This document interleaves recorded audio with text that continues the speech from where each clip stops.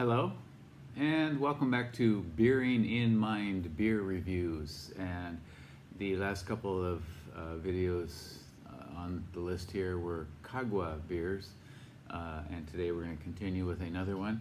And this one is called Kagua Rouge, and we are looking at the Kagua brand is made by Far Yeast Brewing Company in Japan. And this is a 9%er, and like all three of the main beers in their Kagua line, the Blanc and the saison and this one, they all contain yuzu and sansho. Yuzu is a Japanese citrus fruit. It's become quite popular, I think, in other countries over the last several years, and also contains sansho, which is translated as Chinese pepper. It's a spice that's used in Japan in some foods, most notably on grilled eel.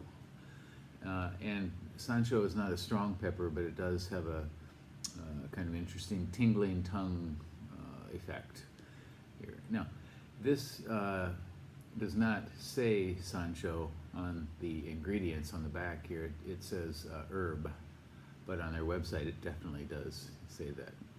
So this is Kagua Rouge, and it is a Belgian ale with a lot of, oh, I'm sorry, it does say sansho at the top. Yes, it does, spicy sansho. So this has got a lot of roast malt in it. It's 9%. This one has been around since 2012. And it's one of their mainstay beers on their website. And like all three of their main beers, it is brewed not in Japan, but brewed in Belgium by De Grave. Some of their other beers they do brew in Japan, but the Kagua line are all brewed in Belgium.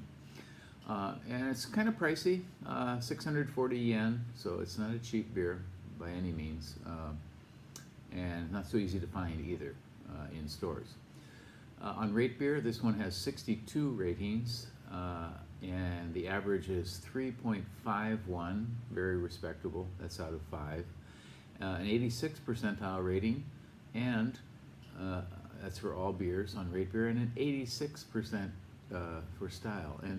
And the interesting thing is that's exactly the same numbers as their Blanc, so both of them have pretty high numbers for the style here.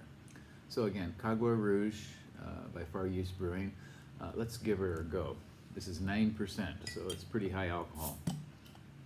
And on the cap, it gives me a best by date of December 2021.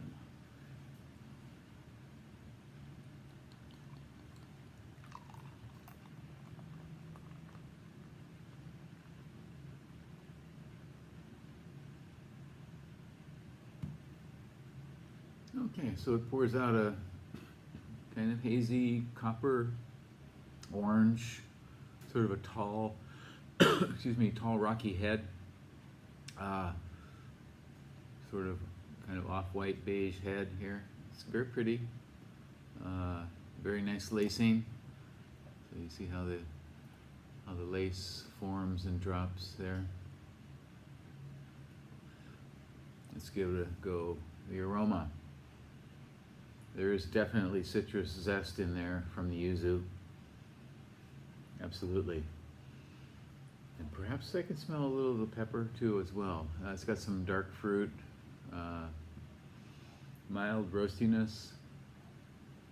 It is quite herbal, and I'm assuming that is the sansho for sure. So again, citrusy, zesty, and herbal.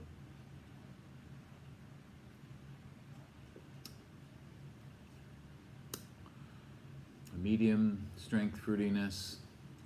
Get some dark fruit out of this, something like pomegranates maybe. Definitely spicy with the sansho, some caramel, perhaps some coriander.